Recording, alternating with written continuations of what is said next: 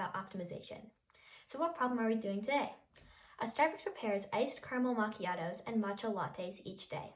The store must prepare at least 50 iced caramel macchiatos, but no more than 150. It can prepare up to 100 matcha lattes. The total number of drinks prepared cannot exceed 200.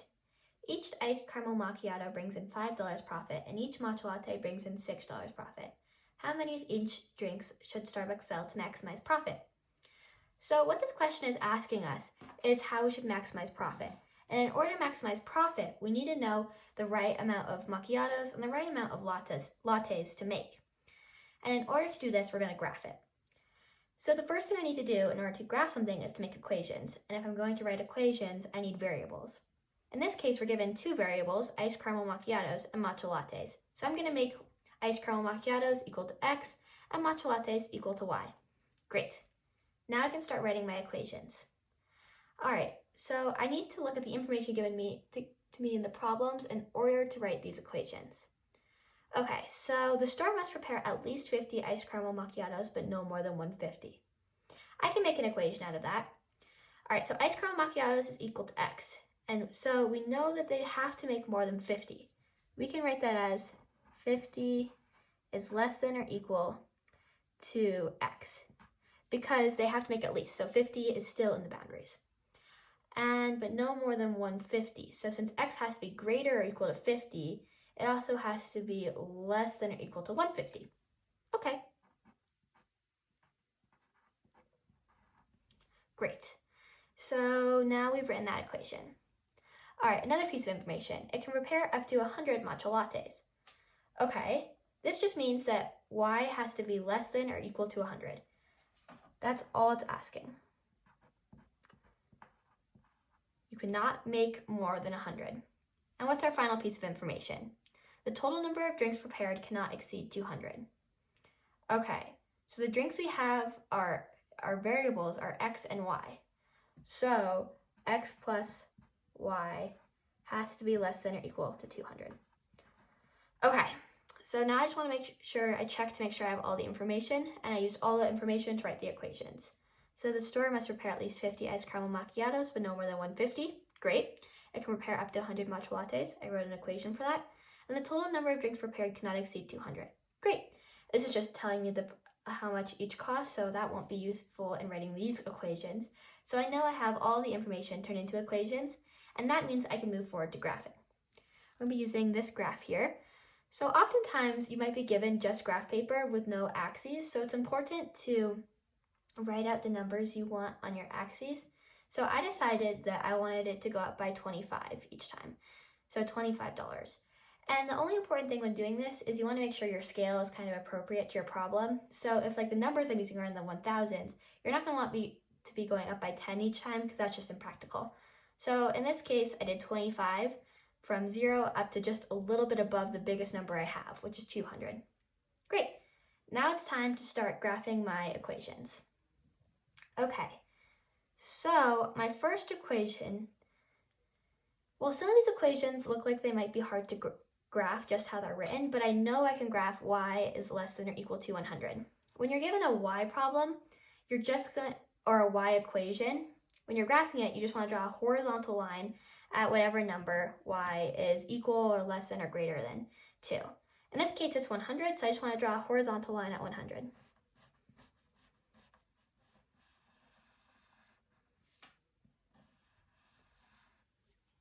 I'm going to use pink just so it shows up a little clearer. Okay, so that's my first line. I'm going to wait to shade until I've drawn all of my lines because then it'll be easier to see where it's overlapping. All right, what's another equation? X plus y is less than or equal to 200. Well, if I isolate y to one side, I should be able to graph that pretty easily. So I have to move x, so minus x, minus x, y is less than or equal to negative x plus 200. Okay, so the first place I want to go is the y-intercept, 200. And then I'm just going to go, it's negative, so I'm going to want it to be going this way and not this way. And then the slope is 1, so I just want to go down 1 and over 1. Down 1 over 1, down 1 over 1.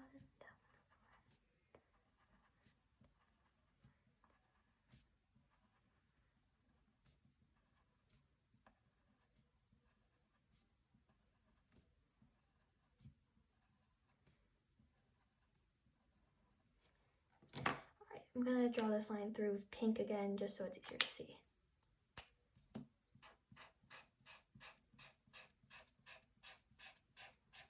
All right, now I have two equations drawn. Now it's time for the third one. 50 is less than or equal to x, and x is less than or equal to 150. All right, to make this easier to graph, I'm gonna break it into two pieces. So our two pieces are 50 is less than or equal to x, x is less than or equal to 150.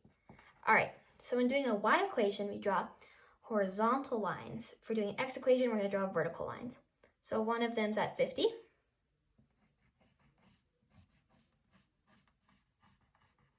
One's at 150. All right, pink, so it's easier to see.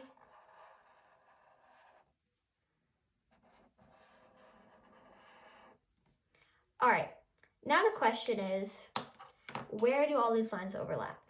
Since we're dealing with less than or equal signs, we know we're going to have to do some shading. All right, so the first one, y is less than or equal to 100. All right, so y values have to be under 100, so all these values are out. So I'm just gonna shade underneath y is less than or equal to 100.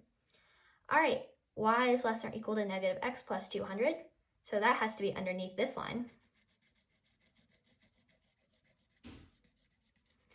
And then for 50 is less than or equal to x, and x is less than or equal to 150, that I have two lines for, and x is in the middle, so I'm going to shade in the middle of those two lines. All right, so the only area where the shading overlapped all the time, so this is the area we're looking for, is here, from here, to here, to here, to here, to here. All right, these points are going to be very important. These points are the options for how many matcha lattes and how many macchiatos are possible with the restrictions we're given. Now, with these points, we want to know which points of these 5 points is the one that's going to maximize profit, which is what the answer is asking, or which is what the question is asking. So, what are these points? That's the first thing. We want to write down what all of them are. All right, this point here, 50, 0. This point here, 150, 0. This point here, 150, 50.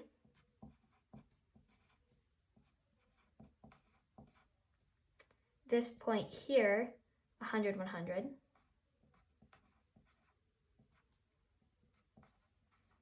And finally, this last point, 50, 100.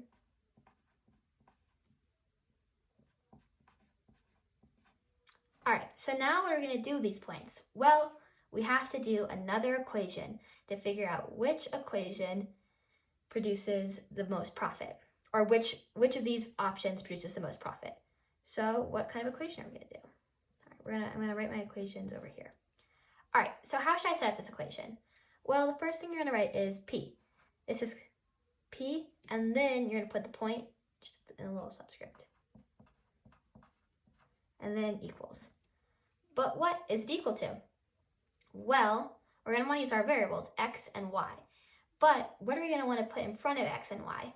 Well, since each ice caramel macchiato brings in $5 of profit, and each matcha latte brings in $6 of profit, that's the number we're going to want to put before.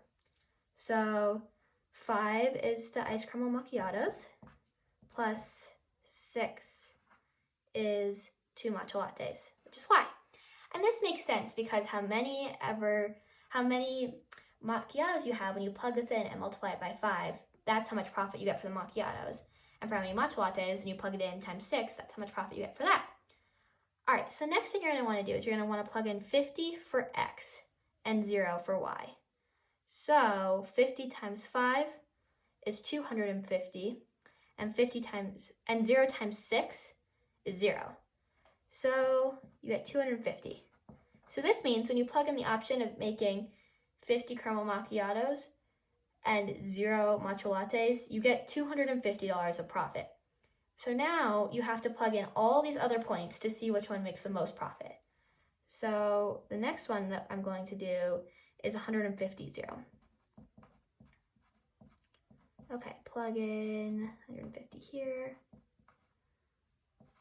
and 0 here. We get 750. So we already know that option doesn't work.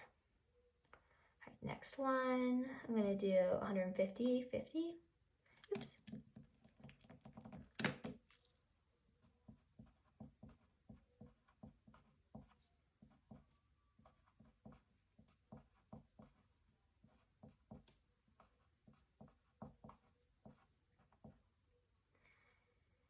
This one, you get $1,050 of profit. Next point, I'm going to plug in 100, 100.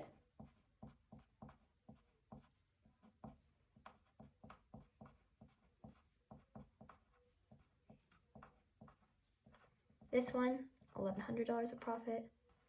All right. And our final point to plug in, 50 and 100.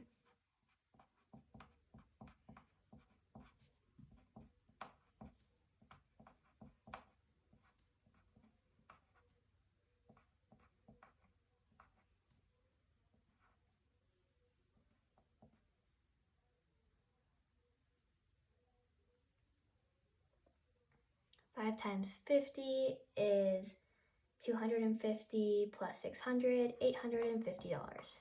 All right, so the one that makes the most profit is this equation here with $1,100. So that we know that when we make 100 matcha lattes and 100 iced caramel macchiatos, that maximizes the profit. All right, so that's our answer. So we just want to write out our answer. So in order to maximize profit at